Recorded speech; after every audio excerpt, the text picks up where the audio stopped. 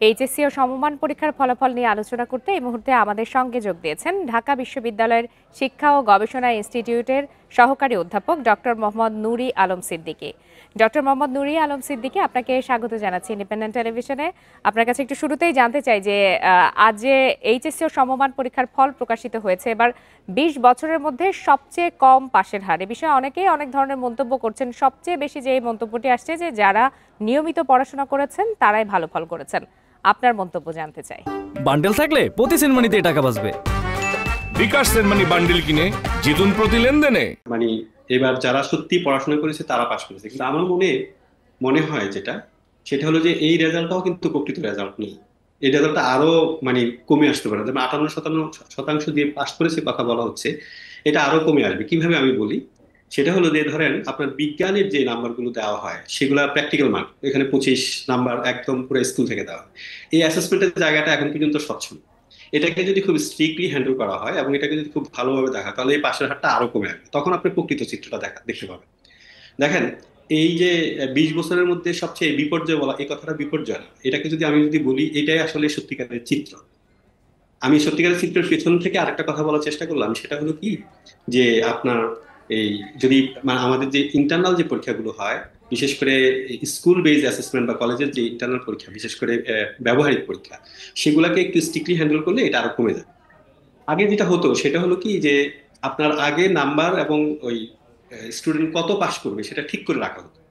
ঠিক করে তারপরে রেজাল্টটাকে ওইভাবে ম্যানিপুলেট করা যাবে। কিন্তু এবার হয়তো আপনার অন্তত খাতাটা দেখা হচ্ছে, খাতাটা দেখেছেন, শিক্ষকরা নাম্বার দিয়েছেন, সেখানে কোনো ধরনের কোনো আগে থেকে কোনো কিছু ছিল না, চাপ প্রয়োগ ছিল না, বা এরকম রেজাল্ট করতে হবে এরকম কোনো নির্দেশনা ছিল না। সেই কারণে রেজাল্ট এরকম হয়েছে। এটা আমি যদি বলি যে আপনার এটা 40 থেকে 42% এরকমও নেমে আসার সম্ভাবনা আছে। জি, আপনার কাছে আরেকটি বুঝছেন? বিষয় জানতে চাই যে বেশিরভাগ শিক্ষার্থী ইংরেজি বিষয়ে খারাপ ফল করেছেন, যেটি কিনা বাংলাদেশের একটি পুরানো সমস্যা। এই ইংরেজি ভীতিটা কাটিয়ে ওঠা যাচ্ছে না কেন, আপনি কি মনে করেন? দেখেন, একটা সময়ে ইংরেজিতে ফেল করতো না মানুষ, ফেল করতো গণিতে, বিজ্ঞানে, গণিতে, এগুলোতে ফেল করতো। ইংরেজিতে ফেল করার খুব কম ছিল। কিন্তু এখন যেটা হয়েছে, এটা এটা একটা শঙ্কা। এটা এই কারণে শঙ্কা বলছি, এই কারণে যে কারণ আপনার ইন্টারন্যাশনাল ল্যাঙ্গুয়েজ হিসেবে যেখানে যান না কেন আপনাকে ইংলিশটা দরকার। আর এখনকার এটার প্রথম কারণটা হলো যারা শিক্ষক হন, ইংরেজি বিষয়ে পড়ান, এবং যারা শিক্ষার্থী, এরা কেউই ওই যে আপনার যেহেতু এরা মোবাইল ডিভাইসে আসক্ত এবং এরা সেন্টেন্স গুলো যে লেখে, এই লেখার মধ্যে ওরা ওদের মতো করে কমিউনিকেট করে। কিন্তু এটা তো লেখার পরীক্ষায় পাশ করার জন্য তো আপনাকে একটা স্ট্রাকচার ফলো করতে হয়, একটা কাঠামো ফলো করতে হয় না? এই ফলোটা ওরা করে না। এরা মনে করে যে আমি দৈনন্দিন জীবনে যেভাবে কমিউনিকেট করছি আমার পরীক্ষার খাতায় ওইভাবে রেখে দিলে হয়ে যাবে। বিষয়টা আসলে এরকম হয়ে যাচ্ছে। এই ঘটনার জন্যই মূলত এই বিপর্যয়টা করছে।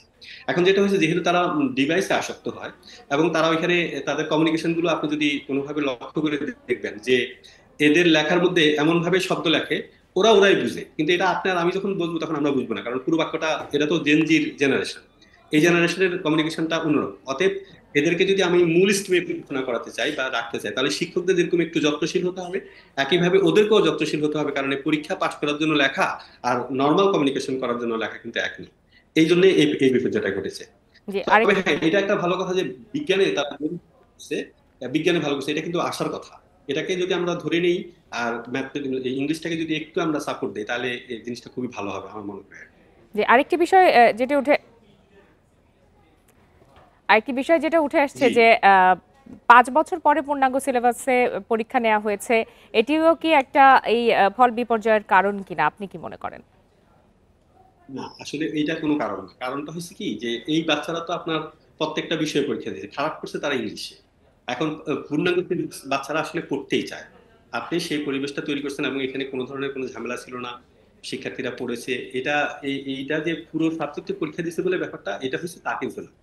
এটা মূলত যেটা হয়েছে যে সেটা হলো যে তারা ওই যে বিষয়গুলোতে ফেল করে, ওদের একটা নিজস্ব ল্যাঙ্গুয়েজ আছে। আমি এই কথাটাই বারবার বলি যে ভাষা দক্ষতা এক জিনিস আর আপনার নর্মাল কমিউনিকেশন এক জিনিস। তো পরীক্ষায় পাশ করার জন্য তো আপনাকে পুরো জিনিসটাই লিখতে হয়, সুন্দর করে গোছাই লিখতে হয়।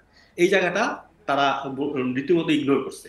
আর যে সকল প্রতিষ্ঠানগুলো একদম টোটালি আসলে পাশ করে নাই, এরকম প্রতিষ্ঠানের সংখ্যা আমি আপনাদের রিপোর্টে যেটা দেখেছি সেটা মোর দ্যান 200 এর উপরে, যেটা জি, আসলে অ্যাবসলিউটলি কোনোভাবে কাম্য না। তাহলে এই শিক্ষকরা কি করেছেন, এই শিক্ষার্থীরা বা কি করেছেন, এবং কেন এরকম অবস্থাটা একজনও পাশ করবে না? এটা তো হতেই পারে না কোনোভাবে। তার জি, মানে কি, দেশের আমরা যত কিছু করি না কেন, একদিকে আপনি আন্দোলন করবেন, বেতন ভাতা বাড়াবেন, ওদিকে আপনাদের শতভাগ ফেল করবে, এই জিনিসগুলা কোনোভাবে মেনে নেওয়া যায় না। আমরা তো আসলে যেই ঘটনাগুলো আমাদের দেশে ঘটেছে আমরা আসলে কেউই আমাদের নৈতিক জায়গা থেকে প্রফেশনাল জায়গা থেকে কাজগুলো করছি না। এই না করার কারণে এই ঘটনাগুলো ঘটছে। এবং গত 15-20 বছর আমাদের যেটা সবচেয়ে বড় ত্রুটি হয়েছে, সেই ত্রুটিটা হলো আমরা সবাইকে পলিটিশিয়ান বানাতে চেয়েছি, শিক্ষককে শিক্ষক হতে দিয়ে নেই, ডাক্তারকে ডাক্তার হতে দিয়ে নেই, আমরা সবাইকে রাজনীতিবিদ বানাতে চেয়েছি। এখন রাজনীতিবিদ বানাতে গেলে যেটা হয় সেটা হয়েছে। এবং সে কারণে শিক্ষকরা মানে ওনারা বই খাতা পড়েন না, তো পড়ে যায় না ক্লাসের মধ্যে। এবং এই রিপোর্ট গুলো আপনি যদি একটু মানে করেন, দেখবেন যে হিউজ পরিমাণ শিক্ষক আছে যারা লাস্ট কবে তার যে বিষয়টা আছে, এটা যে পরিবর্তন হয়েছে, এই পরিবর্তনটা যে ওনারা দেখেছেন এটা আপনি খুঁজে পাবেন। ওনারা নিজেরা পড়াশোনা না করে গেলে কিভাবে বাচ্চাদেরকে আপনি করবেন, মানে হ্যান্ডেল করবেন কিভাবে? তো এই জায়গাতে প্রচুর দুর্বলতা আছে। আমার মনে হয় সরকারের উচিত হবে যে প্রতিষ্ঠানগুলো শতভাগ ফেল করেছে এগুলোকে খুব স্ট্রিক্টলি ধরা, যে কেন তারা এরকম অবস্থা হয়েছে। এরকম হওয়ার কোনো কারণ নেই, জি কিন্তু এই যে শতভাগ ফেল, কথাটা শুনলেই তো একটা একটা কেমন জানি হয়, তাহলে আমার দায়বদ্ধতা কোথায় আছে শিক্ষক হিসাবে? জি তো ওই জায়গাতে অধ্যাপক নিয়ে আসতে ডক্টর হবে। আপনি মোহাম্মদ নুরি আলম সিদ্দিকী, আপনাকে অসংখ্য ধন্যবাদ আপনার মূল্যবান মতামতের জন্য।